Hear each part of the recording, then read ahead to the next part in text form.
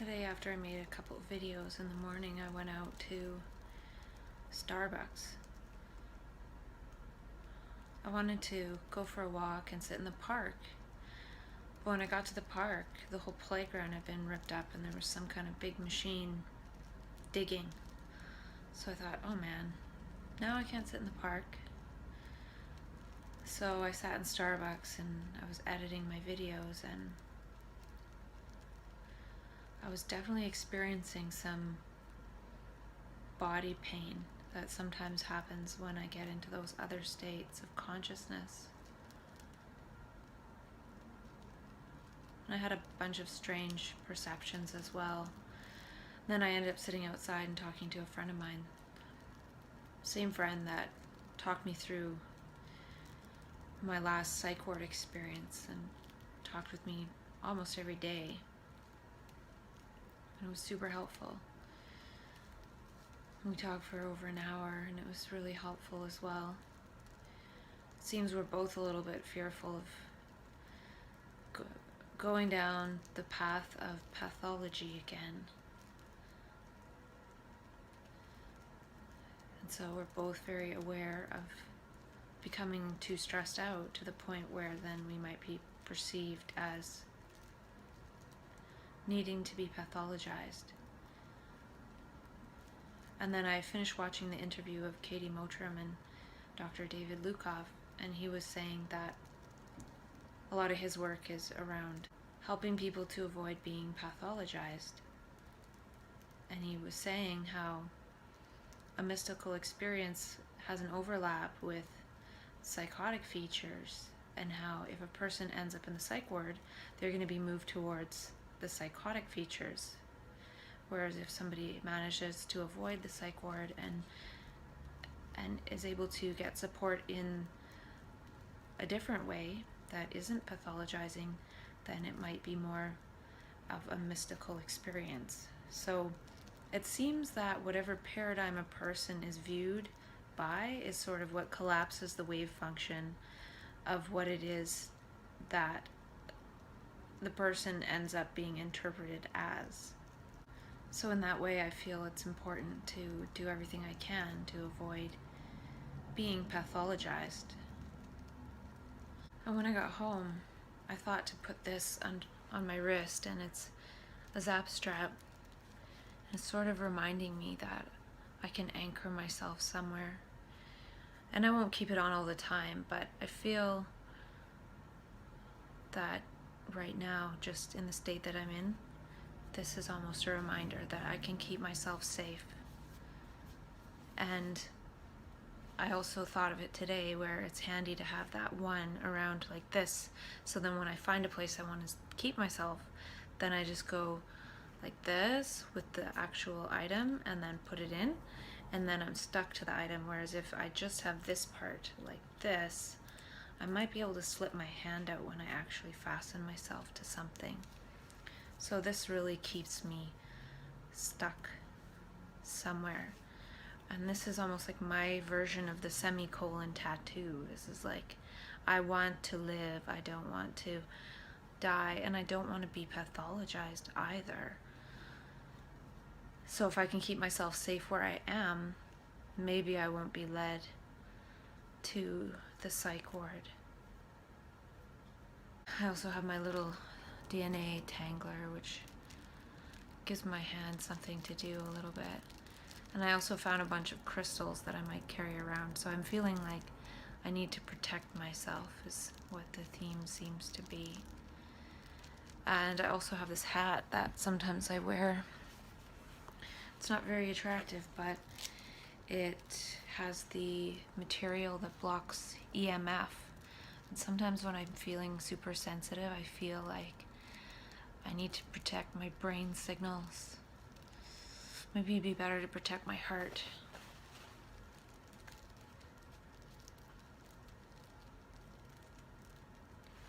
And I remember reading one time that what goes wrong with our car is sort of congruent to our life.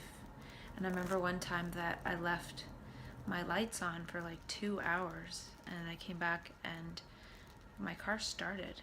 And I thought, I can leave my lights on. Like, I can leave my lights on. I can light things up in a way, and my energy's not gonna die. And then yesterday my car started, and it started really rough, and it was shaking when it was idling at the lights, and I'm thinking to myself, my car is trembling too, just like my nervous system has started trembling and fearful. My car is trembling too at the same time. So I need to get my brother to look at my car. And I made some more notes when I was editing videos and walking around.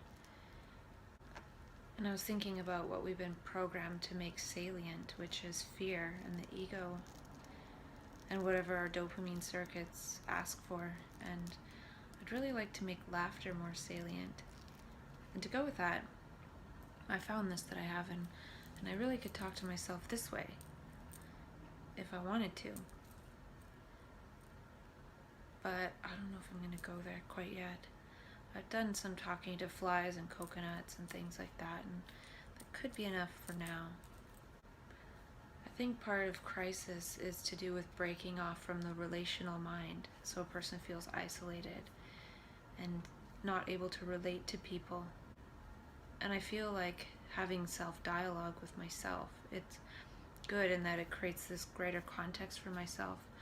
But if I don't start making some of it relational with other people, then it also could be isolating in that I'm making this meaning for myself, by myself, with myself, which could actually be a bit isolating. And if a person breaks off from the relational mind and is isolated, it needs to be repaired there through connection and relationship and unconditional love. And we're usually reconnected through the paradigm, through the lens, through the collapsing of the wave function around mental illness, and then we're sort of trapped in that paradigm. I think we need to fast from dopamine, which is what Dr. David Hawkins says when he says we need to surrender the juice. And dopamine is tied into habit, and anything that makes us less habit will actually make us fast from dopamine, because we have to pay attention. When we're fully engaged, when we're paying attention, we don't need dopamine as a reward. Attention is innately rewarding without thinking this is rewarding. And it seems we run more on these molecules of emotion, dopamine and its subsidiaries, because we're not paying attention, and attention is rewarding, and attention is energy, and we need energy to pay attention, and we're wasting the energy by not paying attention and by engaging in these dopamine circuit activities and these other emotions, which I feel like they're created by the energy of the nervous system being electricity getting transformed, that electricity being used to create the molecules of emotion, because we're not paying attention. And then those are sort of pleasurable and things, but it's sort of like us drugging ourselves to feel like we are really living when we're not. We're not fully alive. These molecules of emotion are almost maybe supposed to be like temporary coping mechanisms to get us through a tough time, to get back to paying attention because we're actually really engaged. It's almost like saying, it's okay, soon you'll be engaged, but we never end up getting engaged, and we end up living on these molecules of emotion. And these molecules of emotion are the different temporary feelings, and by having these temporary feelings, we're not actually existing in these more permanent states of joy, happiness, and love. And I feel like the energy of the nervous system is transformed into words, and those words have a mirror of molecules of emotion in the physical body. So in the nervous system, in the brain, in a way, on our mind screen, we have words and images, and then we create the complement to that in our body in the molecules of emotion. If we don't have any words and images, we don't have any molecules of emotion in the body. And if we don't have any words and images, we're actually fully paying attention to the moment, which doesn't require any molecules of emotion. The molecules of emotion are actually what happens in the gap, in the mind screen, in the gap between our presence, our awareness of the present moment, and when we move away from the present moment by thinking of something else. And oftentimes we do that because we're not liking the present moment. So these molecules of emotion are actually a way for us to sort of cope with the fact that we're not liking the present moment, and we sort of pacify ourselves until we can get to that place where we like the present moment. But most of the time we don't move towards that. Even if we're having to think something pleasurable in order to get through, that's showing us, even though we're experiencing pleasure, that's showing us we're using our energy in order to cope with the fact we can't pay attention to the moment, we can't focus on the moment, we can't be engaged with it because it's not right for us. So the nervous impulses, instead of being utilized for full perception, attention in the moment, which would be more bits of information, that energy is transformed into words in terms of thoughts. It's diverted to words instead of continuing to flow to meet the present moment as it is. And then because this energy isn't fully meeting the present moment, and we're creating these words, which are creating these molecules of emotion and this dopamine and everything in the physical body, that's using up our nutrients to make those molecules of emotion. Not only that, What the Bleep Do We Know talks about how when we up-regulate our receptors on our cells for emotional molecules, we actually are not able to absorb nutrition because we have way more receptors for the molecules of emotion that we're addicted to. So because we're addicted to these emotions, we're not actually absorbing proper nutrition. And then it would make sense that our health sort of declines from there. And that could even be, a certain emotion is what causes a certain medical problem. And it just pops into my mind that that's probably what Louise Hay figured out when she developed affirmations to heal certain pathologies. And it's interesting that I'm extrapolating this now because I talked about, who knows when, but I talked about videos and videos ago about how I feel like maybe we don't really need as much nutrition as we think we do. And we think we need more nutrition because we have this voice in our head that's creating these molecules of emotion, that's making our cells addicted to these emotion and wanting these images. It starts to create those images in our mind to get that emotional fix. So it creates those images on our mind, makes that salient, or makes things salient out in reality, so we'll perceive it in order to get our emotional fix of that particular emotion. And then that overrides the nutrition uptake in the cell. So we need nutrition to make the molecules of emotion. The nutrition is blocked from getting in the cells because we're creating more receptors for the molecules of emotion, which would also take nutrition. And we also need to break down and recycle these molecules of emotion, which takes nutrition. And I feel like if we're able to have new perceptions, it's going to be creating new receptors and new molecules of emotion, and that's going to require different nutrition or take away nutrition in a different way, so we could get depleted. And Dr. Abram Hoffer talked about how a lot of supposed mental illness is a perceptual disorder, and it could be that we're not getting the right nutrients for these other perceptions. I'm not sure how that works, but I'm sure something will come to me how that works.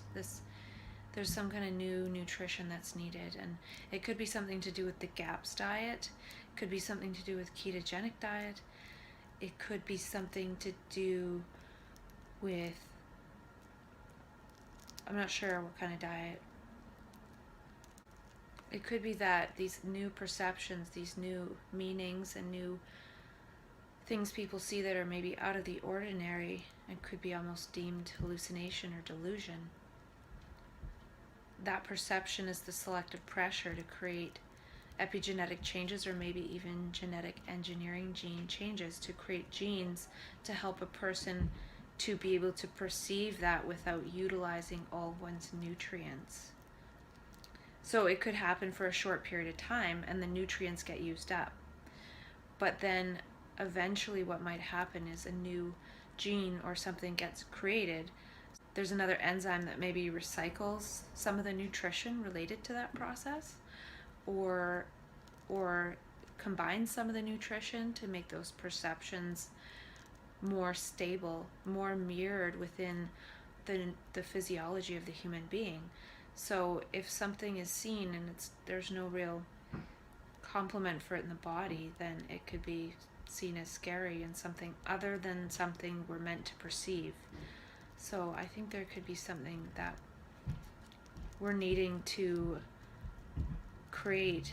Perceiving differently would produce different biomolecules, would produce different metabolites, and maybe the liver doesn't have an enzyme for those metabolites, so maybe an enzyme needs to be sort of created through this perception of the need for it to be created. It could also be trying to write over the dopamine circuits, so much of our nutrition could be going towards the dopamine circuit, and all of a sudden that's being withdrawn, and it could be sort of a freak out, like a withdrawal reaction to the dopamine as well. And then we go back to needing that again, because all of society is designed that way. So it's designed to perceive these dopamine reflex things as opposed to perceive these otherworldly things. If we could always be having new and mysterious experiences and not get freaked out by them, that would actually be quite rewarding. It would be like the best video game ever.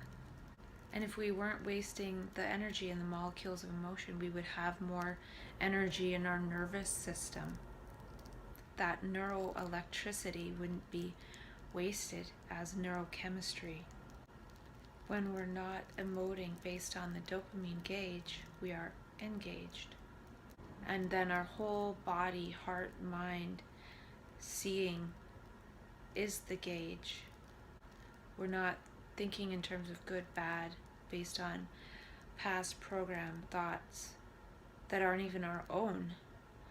We're actually perceiving based on how we're sensing our body is reacting in the moment. And I think that's part of the thing. When we decouple from the ego dopamine programming, all of a sudden our body's so sensitive that we could almost turn and run from something that we find fearful.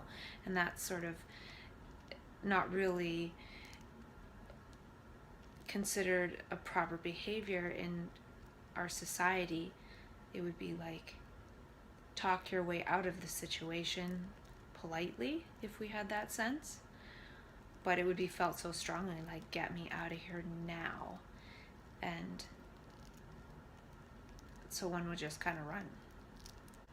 And everyone's sort of going about their day doing something that's not quite right for them. And so it makes sense that over time, a certain number of people will just sort of run away and feel like, oh my gosh, get me out of this now. And the dopamine ego thought voice is abstracting about reality. When we're abstracting about reality, we're creating molecules of emotion because we're abstracting and comparing it to the false me, relative to the me. Relative to the me, this makes me feel good. Relative to the me, this makes me feel bad. And so we're just always vacillating like that, back and forth. And we are using our whole nervous system for nervous words, for words of fear. When the system is supposed to be powerful, it's about power, it's about our power. Thinking we are this me, this internal structure, this feeling inside, is like thinking our body is our shadow. Our bodily shadow is a phenomena of the sun hitting our body and not going through it, and it produces a shadow. And our inner sensation of our ego is like the light of consciousness hitting our thoughts and creating this inner shadow that we think is an ego. The light of consciousness is always hitting the stream of thoughts, and it's creating this shadow-like structure inside that we take to be real. Perceiving differently creates a different reality. And it's trying to create the genetic changes for one to hold ecstasy. Krishnamurti often says, when you see the danger of thought, or when you see a danger, you pull away like it's a poisonous snake. You don't argue, you don't sit and think about it. It's just a reflex. And I feel like that's what's happening lately, is that certain things make my body react inside like perhaps I just saw a snake. We make ourselves into habits so we can live up in our head, creating dopamine rewards while living mediocre lives. It's easy to delay action when one is getting micro rewards in terms of dopamine moment to moment, instead of living in the moment and responding to the moment instead of reacting to dopamine. We want to make habits so we don't have to be present, so we can get the presence of dopamine. And this is the gap, I feel like. This is the gap between being in the moment and not, is these emotional rewards. And living in the present is a kaleidoscope of sensitivity. And the chrysalis of map consciousness is trying to break the dopamine prison. And it feels confusing, all these sensations and all this newness, which is really what it is to be alive, not just sensing a few different emotions, the same ones every day. The ego perceptual apparatus is myopic. Otherwise, we have a vast expanse of world-centric consciousness which can take many different perspectives. And I was thinking about dissociation, because I have dissociated a number of times, and I'm wondering if I dissociate from the ego, or if I'm just associating or trying to associate with something else, with empathy. And I want to focus more on the habilitation aspects, the empathy, the understanding.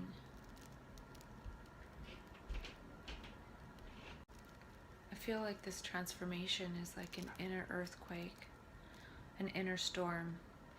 And even when I'm feeling these sensations that aren't super comfortable, I notice that my heart is beating differently. It's beating stronger. It's shaking everything inside. Whereas if I'm in a calm state, I don't really feel my heartbeat at all. So it kind of is an inner earthquake in a way. It's almost like a sonar in a way too, because as I get closer to something that I could run into, or that could maybe hurt me in some way, it beats faster and stronger. Just like a sonar, the closer you get to it, it beeps faster because the sound is bouncing back to you quicker. So in that same way, I think the heartbeat like that is a bit of a sonar. It's a sensor for sure. I wrote that our free will, gifted by God, has been hijacked. Do unto others as you would do unto yourself, but you have free will. And that pretty much means what we do unto others, we will do unto ourselves. But we generally don't feel it because of this dopamine emotion pleasure reflex. So that's blocking our perception of what we're actually doing, and that it's also being done to us. And when we become sensitive, we sense that. And so it makes it a little bit more difficult to navigate, and it takes a while to find a way to be heart-centered, because we sense things that we've done or other people have done and things like that. It's like experiencing karma.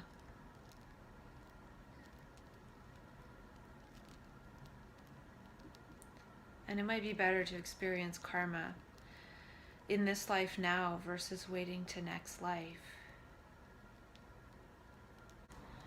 It's kind of painful to feel oneness in this life because we're one with whatever arises, not having all these pleasure and pain responses inside, conceptualizing about what's arising and completely missing meeting what is actually arising.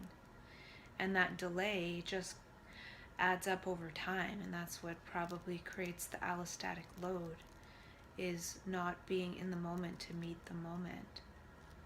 And then when we finally are in the moment to meet the moment, all of this stuff comes flying into the moment that we've been dragging around for so long. It's like, oh, you're in the moment now? Well, let's process all these moments that you missed. And all the moments that we missed are represented in those emotions in the body, in those molecules of emotions. And those molecules of emotions imprint probably on our cellular memory with the molecule plus the sound of our voice in our head imprinted on our cells, and then that starts to come out of cellular memory and arise in consciousness. And it's not just our lifetime, but previous lifetimes, as well as our relations and our grandparents and everything. When I did my talk, somebody told me to patent the zap strap idea, and I was thinking it could have like a panic button, it could have like positive affirmations, it could have a little baggie for one's PRN to take to stay calm while zap strapped. It could have a GPS locator and a picture of one's favorite person and like fluff around the inside so one doesn't hurt one's wrist, probably pulling on it once one starts to freak out once zap strapped. And it's sort of like how not to kill yourself. And somebody also suggested having a medical alert bracelet saying no long-term antipsychotics. It gives me an akathisia reaction, since that's what has happened to me, being on antipsychotics for greater than a few weeks. And I haven't really talked about eye contact, but I think eye contact is something that's important. I read once something about in the light of a loving eye. So somebody can be looking with like a mean eye, an evil eye, or looking with a loving eye.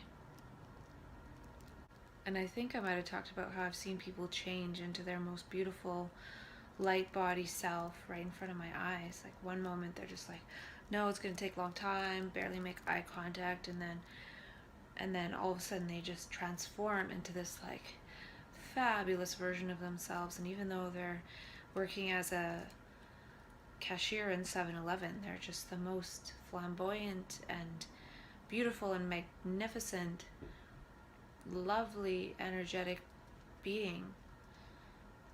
And then all of a sudden, poof, they're back to their tired old self. And it was really strange. And that's why I think there's like this adjacent reality that we can step into.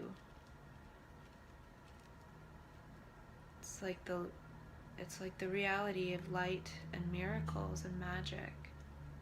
But none of us believe in magic, so we abide in this material, linear, logical society because that's the prevailing consciousness. But our consciousness can touch into that, and it starts to compute in that way. But then if our brain is transformed into computing in that way, into computing quantumly and holographically and magically, and then we come back here, it sort of short circuits, because it's like putting an iPhone in water.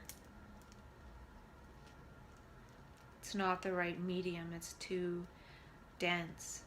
And I was talking about how I was talking to an acquaintance friend of mine, and we talked for about an hour, and then I felt a lot better that anxious energy went away. So a dose of that person for an hour made it go away. And there are studies that positive people without medication is more powerful than negative people with medication. And then positive people with some medication is the most powerful in that study.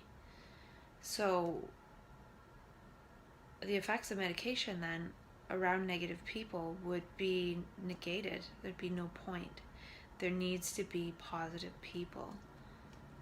And so in a way, if I'm on medication but I'm isolating myself and I'm not really around people so much, I'm not being relational, it's going to make the medication not really very effective, because it's not a replacement for people and being relational. And I was thinking how about in the psych ward when I was feeling terrible on that medication, and somebody I knew came and visited me for 10 minutes, and all of a sudden I felt way better. That was more powerful than the medication. The medication wasn't working, but that person visiting me for 10 minutes worked. And then I was in the process of being tapered off that medication. It wasn't helping me, and it actually made it so I was able to complete that taper off that medication, because it wasn't helping me at all. But that person gave me that jumpstart, jump-started my brain cells and got me connected relationally in order to be able to journey off that medication. And I had a good connection with this person, so strong connections are more powerful, especially when a person comes in as just unconditionally loving and supportive and just there to visit and say hi. If somebody comes in and there's a strong connection, they come in worried, and with that sort of eye, it's not going to help, it's going to be detrimental. And the relational meshwork of a person is like an invisible spider web, and it strengthens the person that helps with the reconnecting as well.